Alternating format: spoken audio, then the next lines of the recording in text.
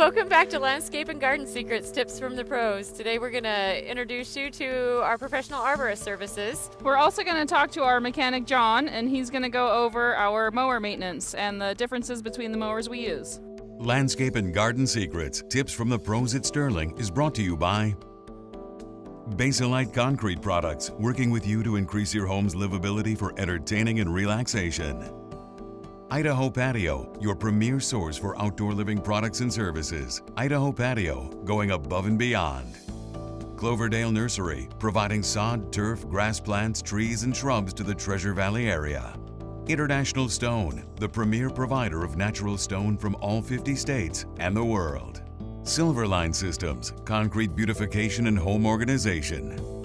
And by Sterling Landscape Design, Construction and Maintenance. Whether you want a full backyard makeover or a personal gardener to keep your flower beds, there is no project too large or too small. It's no wonder that our customers and design partners are singing our praises.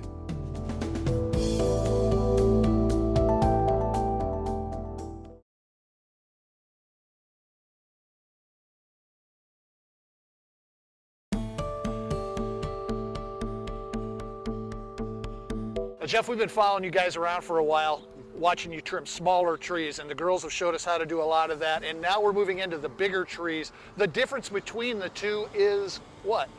The equipment you have to use to do it. Safety becomes more and more of a challenge. If a tree is allowed to get out of balance as this one, or if for new construction purposes someone has to have a tree removed or whatnot, but the same principles apply. Just the tools that we work with and the equipment we use to get the limbs down is different. Basically, the limbs are always removed to the branch bark collar, just on the same as cutting a twig from a small tree. This limb here will be cut back to the branch bark collar. It's just the amount of work and the amount of difficulty associated with doing the work. There's got to be a tremendous amount of weight in that limb also. Oh, yes, sir. Yes, sir. And what would you estimate that limb weighs? probably 3,000 pounds. Wow. So safety again, safety. Safety, yes, sir. Jeff, let's discuss the inner part of the tree, the center part of the tree. I noticed a lot of commentary from the ladies that have helped us in the show in the past about keeping that interior surface clear and able to grow. What's the reason that is so important? Well, there's many different reasons. One, if a homeowner or someone that's trimming trees will understand that when they are trimming a tree, they are actually asking the tree to do something or something different. On your landscape trees in the yard, what we're trying to do is we're trying to get the tree to maturity and height and circumference of the canopy as quick as possible. If we reduce the number of stems on the interior side of the tree, we have the same amount of root structure feeding less tree. Okay. We have left the desirable stems that are designing this tree, and we're asking the tree to don't put any nutrients into this growth in the center. We're clipping it out. We're asking it to put it into the canopy. Awesome. And another reason for doing that is that during the summer, with the heat of the summer, all that interior foliage gets hot and wet. It creates a perfect environment for fungus and disease. And it's also, we take the sail out of the tree by doing that. The wind can blow through the tree instead of into it. And we reduce the chances of breakage by clearing the center of the tree out. So there's many different good reasons to keep the center of a tree thinned out. Jeff, there's obviously a difference between a good pruning job and a poor pruning job. What's a couple of quick tips you can give our viewers in what makes a good pruning job? Well, first of all, we have to ask ourselves, what is the objective that we're trying to reach? Okay. And when we have a clear understanding of what the objective is, then a good arborist will always remove his limbs that he takes off back to the branch bark collar, will not leave stubs. That would be a portion of wood that extends past the branch bark collar. That in turn will die because the tree has no need to feed a portion of limb that has no living material on it. So it dies back. But if left as a stub, it doesn't stop at the branch bark collar. It continues on back into the heart of the tree.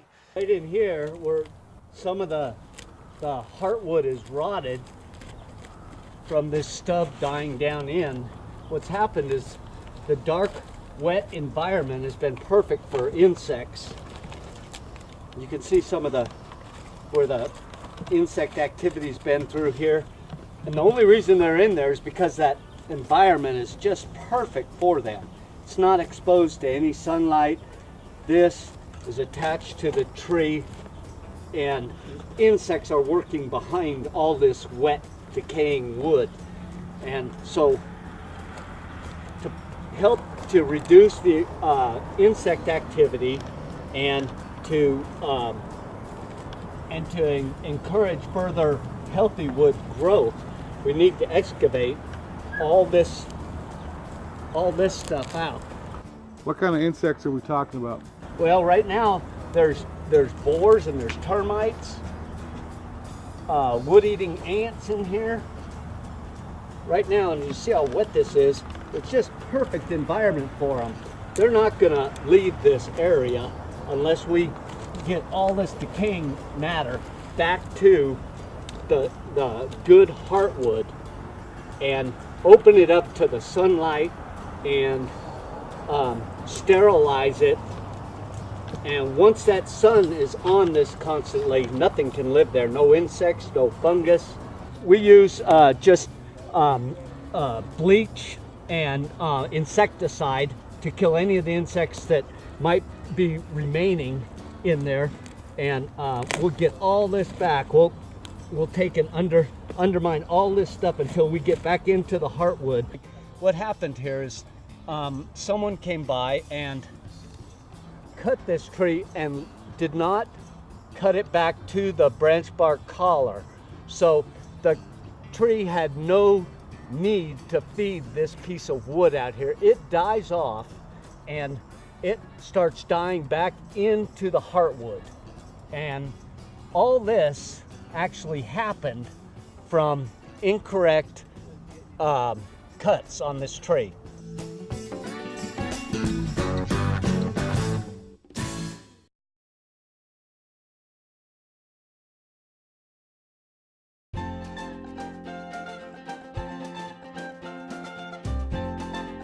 Okay, Jeff, I'm at home and I've got a tree and I just don't know what to do with it. At what point and when do you want people to call Sterling Landscape and say, help, I need help with this tree? Right. Well, if a homeowner gets a tree that is out of shape, please call a professional before taking a chainsaw to it. Just the trees are so valuable to the landscape and to the home. Have it done correctly and receive some education on how to continue taking care of your trees. If you're a HOA president or board member that is responsible for the grounds maintenance, don't have pruning parties.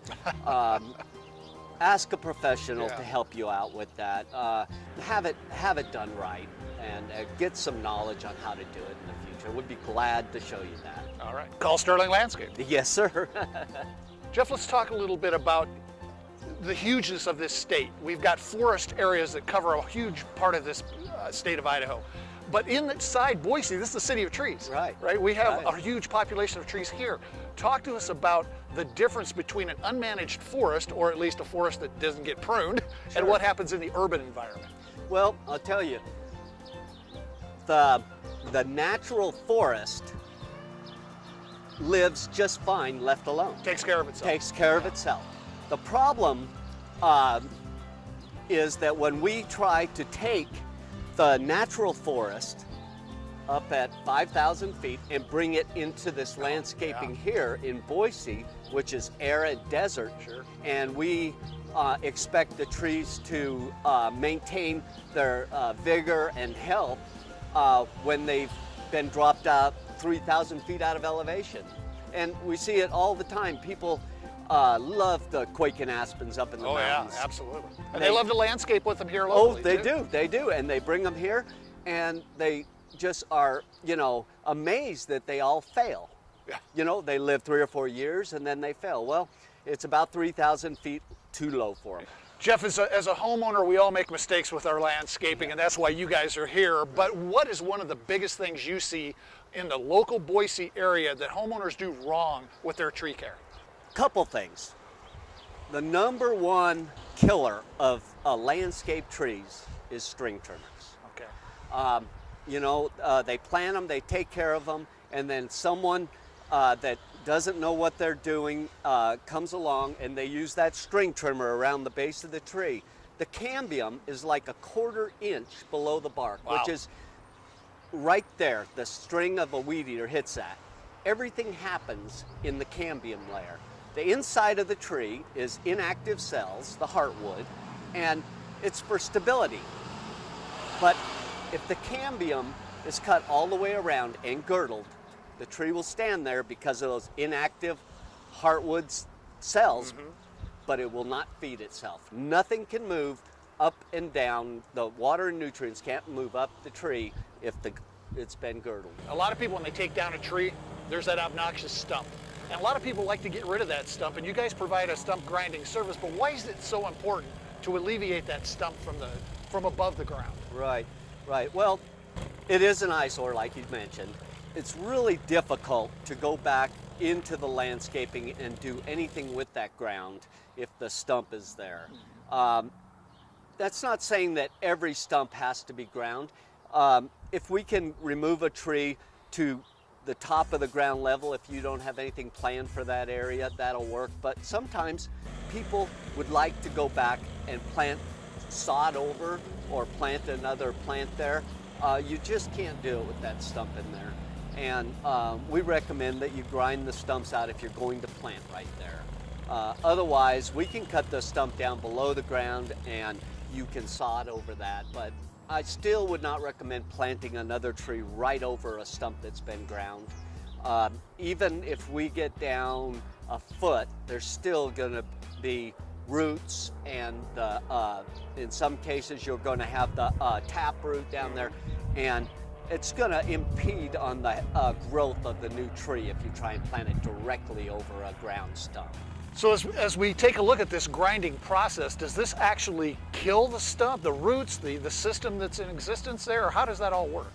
Well, not necessarily. On some species of tree, you can cut them down to the ground, and they have what is called latent buds, and that's underneath the cambium layer, even at the ground level. When you remove like softwood trees like poplars and willows, they're still going to produce shoots that come up from the cambium, and also they may spread root suckers throughout the root system. But on those type of trees, we need to grind them out and apply a herbicide to them right after grinding, and that will work and kill the root structure. Some trees like conifers, they won't regrow, so there's no absolute necessity in applying herbicide. And a big thank you to Jeff, our licensed arborist from Sterling Landscape. We appreciate you coming out. Thanks for your time. Appreciate you. Have a good day.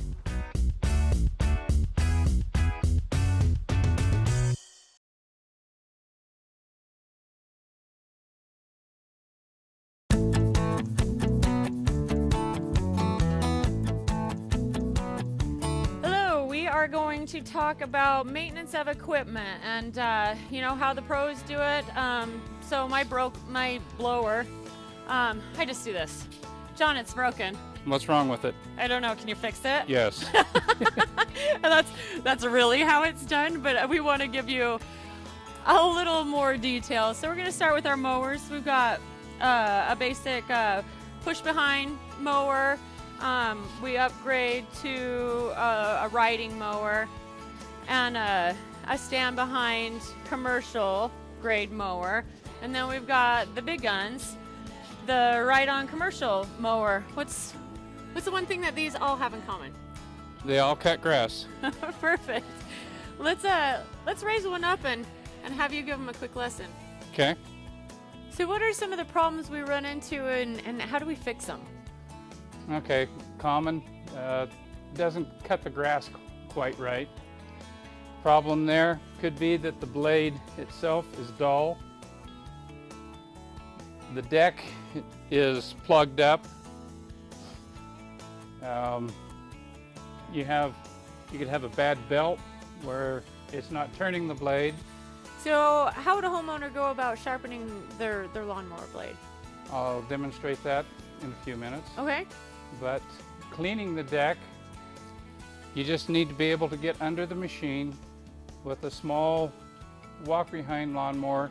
You can lay it on its side, and then you just get a scraper and just get in there and scrape all the bulk of the material off. Now this one's not too bad. You've definitely seen worse, right? Yes. This is left over from last fall. So take the homeowner and our viewers through some regular routine maintenance for a mower like this. Okay. Well, every day before you start it, you ought to pull the dipstick out, check the oil. You want to make sure that it's full, and you want to look at the color of the oil. This is nice and clean. If it's dark, it's probably due to be changed. Air filter, you need to take it out. There's various ways that the air filters are installed, and commercial machines have a wrap on the air filter. You want to look at the wrap that goes around it and the air filter itself. If you have an air compressor, you can blow them out and reuse them.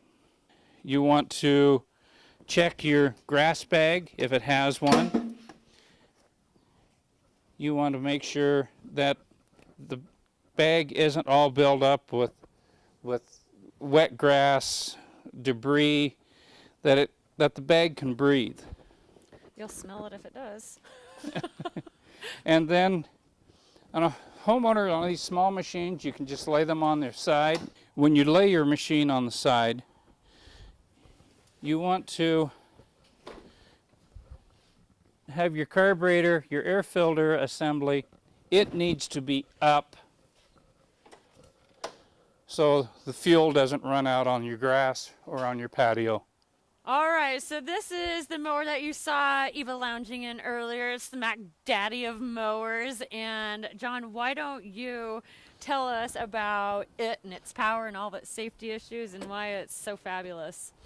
Okay, the small mower that we looked at was a 21 inch. This one is a 61 inch. That small lawnmower has about 5 horse. This one has 29 horse.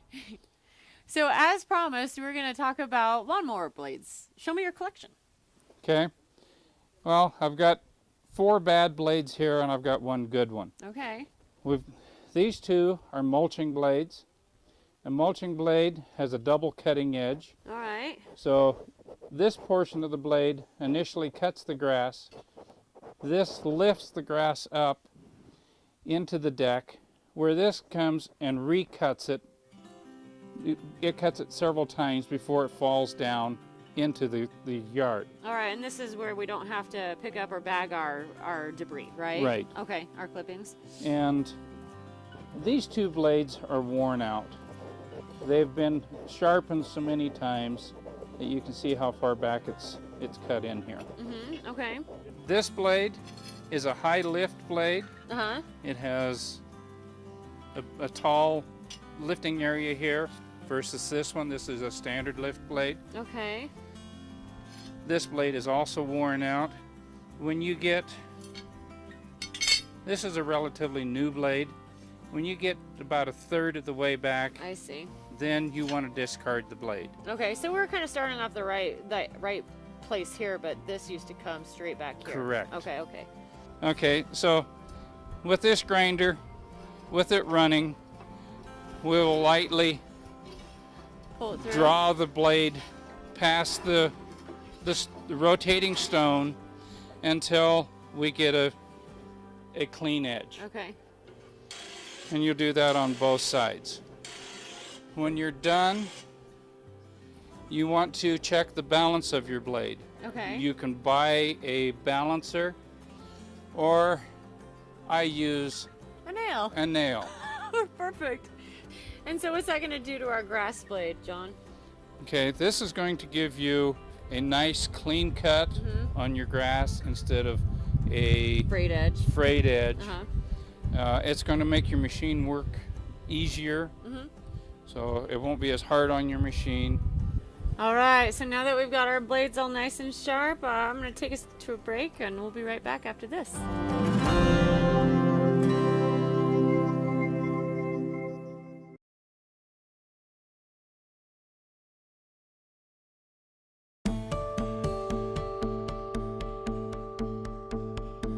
So our question this week comes from Carrie of Boise, and she wants to know, can she plan her annuals yet?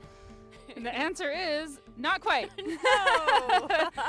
According to local folklore, when the snow is off Schaefer Butte, then it's okay to plant. Yes, and actually that has worked well for us many years in the past. Last year we had a frost that came late. Can't remember exactly when it was, but we had a lot of annuals in the ground, and we had to go in a huge frenzy between the two of us and cover up all of our clients' annuals so that we didn't lose them. So look out for that 10-day forecast. Make sure we're not dipping down to 34 or below.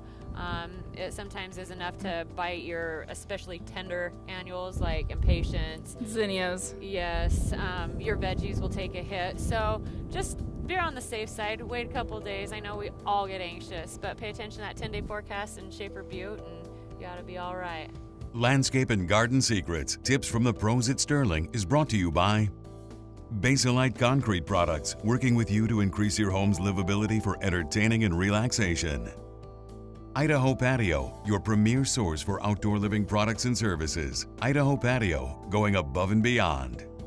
Cloverdale Nursery, providing sod, turf, grass plants, trees, and shrubs to the Treasure Valley area. International Stone, the premier provider of natural stone from all 50 states and the world.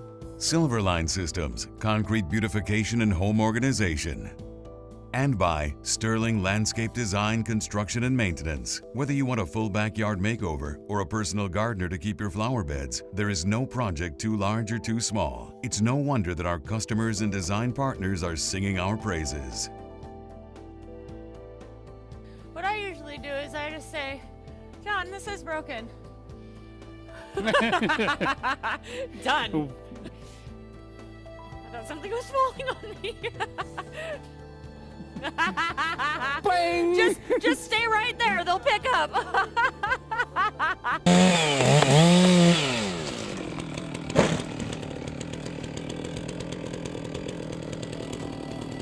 Cool. It's pretty noisy and it throws stuff at you. I'm going to Jamaica. I'm going to Jamaica. I'm going to Jamaica. Sweet.